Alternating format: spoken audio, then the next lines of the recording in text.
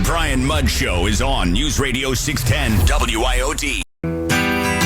When we reach this level of disruption, being able to recover does require a lot of resource. We're not built to deal with this level of disruption. And I think there's some learnings in there about how we might create more variability in that staffing so that we can deal with it.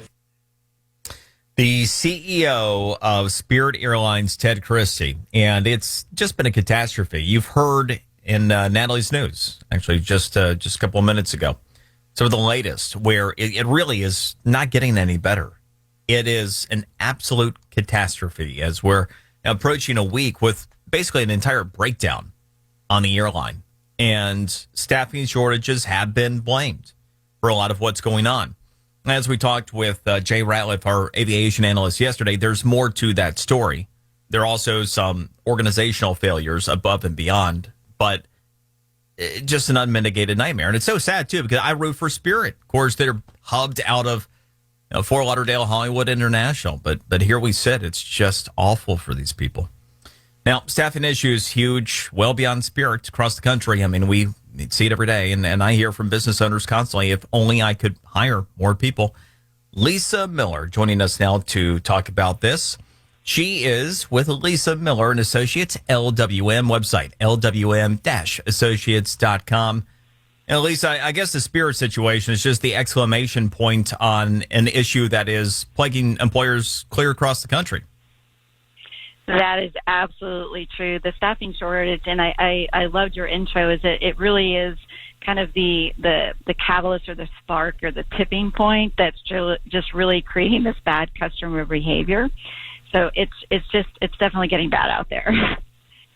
Yeah, and for example, contractors. I know a lot of people in the construction space and a lot of different realms of it. Every one of them to a person will say two things: I can't find enough people to work, and I can't find the stuff I need to carry out the jobs. I mean, you have supply shortages that way too, and it's all kind of interconnected and it feeds on itself. How first to employers, what do you do to try to find people in this environment? Well, it's a great question. And what employers, it's part of it is actually, if you think about a restaurant server, if customers are treating the servers poorly, first and foremost, the employers need to really help encourage customers to behave better, right? And what we're seeing kind of in our data, and you might be seeing it out in the marketplace, is, restaurant owners, for instance, are even just putting up signs to say, hey, we're short-staffed, but please be patient and kind to my staff, because why would an employee want to come to work if they're just going to be berated and treated poorly? So that's one thing. Certainly money is going to be a part, and we're seeing that across the board too with competition for signing bonuses, for hourly wages. But at the end of the day, it's not about money. You may have seen articles to say, gosh, we're hiring at $20 an hour and we still can't find people. So that says it's not just money. And Lisa, what is it ultimately? We've taken a look at states like mine, like Florida, ended the supplemental benefits, and we did see a surge. I mean, literally the first day that our governor announced, hey, we're not going to stay with the federal extension of unemployment benefits past June, we saw a spike in job searches that maintained pretty strong, and we have seen gains, but still the problems persist. What is causing people to sit at home? It is. It's going to take a while to unwind for sure. And I just saw the unemployment numbers were the lowest, or the new job creation was the highest it's been in a while, and unemployment was the lowest it's been. But if you think about it, there's three things. One is we talked about the actual hourly wage for some of these frontline workers, and it is very competitive out there. The second is people kind of reassessing work-life balance. Instead of work to or living to work, it's wanting to work to live. So that's the second thing. And then the third is just reassessing kind of what careers people want to do. So those things, it's like the trifecta of a perfect storm happening, and it's going to take time to unwind. And things like benefits and work-life balance, that's what owners of businesses are going to need to really assess. And there's no silver bullet that's just going to flip the switch and make it turn back around.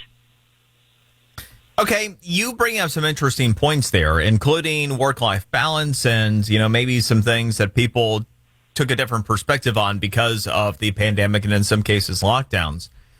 Do you think, I mean, I'm sure this doesn't ubiquitously apply, but maybe to a swath of people, you think people just became lazy? Yeah, I've heard that a lot, and it's interesting. You know, the study, as you know, I've been working on, I call it the journey back to joy, and that was really to help businesses get to the other side of the pandemic.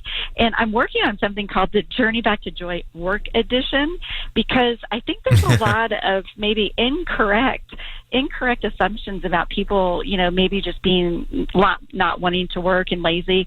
And I think absolutely there's going to be a proportion that is fits into that camp. But I think it's too easy of an answer to say that. And I think it's a much more complex situation that's been brewing probably for the last, 5-7 years. And it just kind of is now coming to a head with the pandemic. So I think that's too easy. How much of this is people are just being lazy? Sure. Speaking with Lisa Miller, and Lisa, how much of this is generational? In other words, are you seeing different trends based upon generation, based upon age? It's interesting, this journey back to joy relative to just anxiety about the pandemic in general, whether you're excited to get back out there or whether you're more nervous. There are age skews, but in general, all ages are in all groups. So there's people that are anxious, that are younger and older, and there's people that are very excited to get back to normal that are older and younger. But from a work perspective, certainly what I'm seeing at the tip of the iceberg is, definitely, the younger cohort, they're looking at baby boomers and saying, maybe I just don't want that same lifestyle anymore.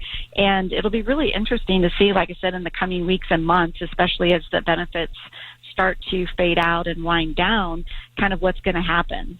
So, but yes, a little bit more, the millennial group is a little bit more on this cusp of, maybe changing their whole work perspective. Very interesting. All right. Lisa Miller with Lisa Miller and Associates, lwm-associates.com. Thanks, Lisa. That was really interesting. Appreciate it. Thank you. Bye.